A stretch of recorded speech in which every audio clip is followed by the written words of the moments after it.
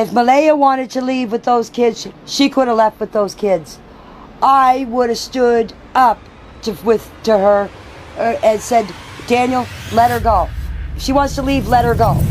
I should have went out, because I usually do when the kids are outside. I should have, honestly.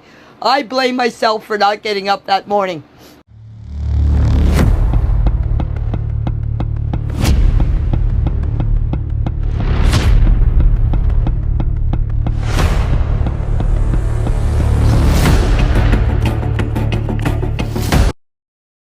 Hey guys, welcome back to the channel.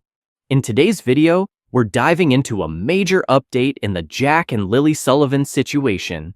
And this one is very worrying. You're going to hear shocking audio footage from Daniel's mom, and the way she speaks about Jack and Lilly will leave you speechless. What she says about Malaya, and the guilt she carries from that day, it's something you need to hear for yourself. This is raw, personal, and very important.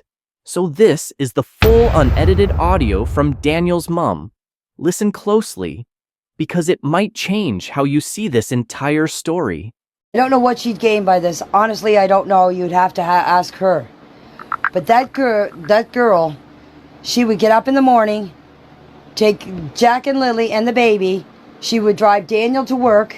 She would come back home, get the kids off to school, and then go back in and do what she had to do.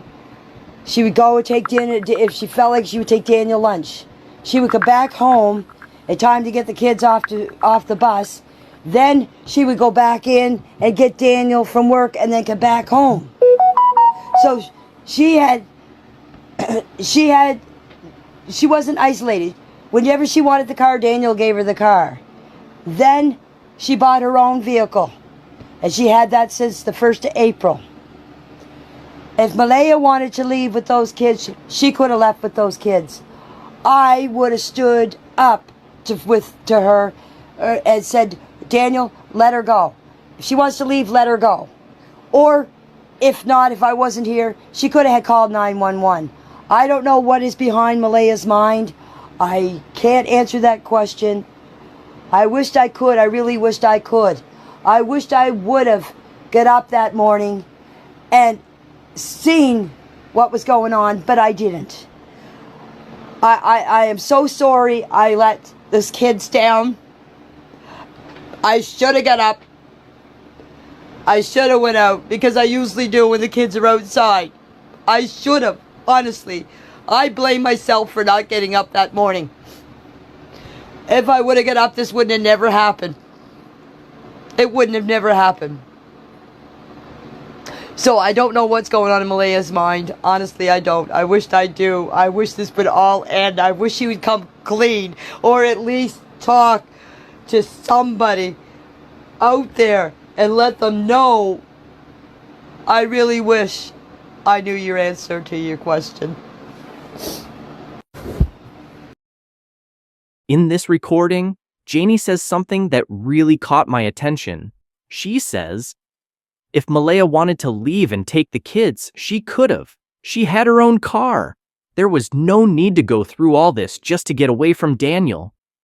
That line, it's loaded, because what Janie's really saying here is, Malaya had options. She didn't need to vanish. She didn't need to hand the kids off to anyone. So then the question becomes, did she actually give Jack and Lilly to someone else in a car? Janie even says that if Malaya had come to her, she would have stood up for her. She would have told Daniel to let her go. So it feels like Janie is trying to make it clear there was no reason to run. There was help if Malaya wanted it. And to me, it sounds like Janie's standing behind Daniel's story. She even says Malaya needs to come clean. But then, something shifts in her tone. Janie starts blaming herself. She says, if I got up that morning, whatever happened wouldn't have happened. And when I heard that, I got a really bad feeling. What exactly happened that morning? Because that line doesn't sound like someone who's just speculating. It sounds like someone who feels like they missed a chance to stop something serious. And now I'm asking myself, Are Jack and Lilly really safe? Are they really on a reservation like some people are claiming? Or did something much darker happen that morning? And this is all just a cover story? The police have said they still don't know where Jack and Lilly are. But if Daniel and his family are this confident about what happened, surely they've told police the same story. So why hasn't a proper search been launched at this so-called reservation? Why aren't the police acting like they believe Daniel either? There's something about this that just doesn't sit right. All right, now I just want to bring you the latest update from the RCMP. This was officially published on July 16th, and honestly, it's important we take a moment to look at where the actual investigation stands. Because with everything we're hearing, from Janie's voice recordings to all the theories online, it's easy to get caught up in what everyone thinks happened. But what about the police? What are they actually doing right now? And from what we can see, they're not exactly on the same page as Daniel or Janie. So let me show you what information the RCMP have officially released. The Nova Scotia RCMP's intensive investigation into the disappearance of Lilly and Jack Sullivan continues. The investigative team in the Northeast Nova RCMP Major Crimes Unit is leading the investigational efforts under the Missing Persons Act. They are assisted by RCMP units in Nova Scotia, New Brunswick, and Ontario, along with the National Centre for Missing Persons and Unidentified Remains, the Canadian Centre for Child Protection, and provincial and municipal police agencies from Nova Scotia and other parts of Canada. Their efforts include reviewing approximately 5,000 video files that have been obtained through a video canvas of Lansdowne Station and the surrounding areas, assessing more than 600 tips from the public, formally interviewing more than 60 people, including the administration of polygraph tests to some individuals, forensic examination of materials located through ground and air searches in Lansdowne Station, including a pink blanket that officers seized on Lansdowne Road, and submitting judicial authorizations to seize and examine materials and devices that may provide information useful to the investigation. Right now, there are more than 800 tasks associated to this investigation.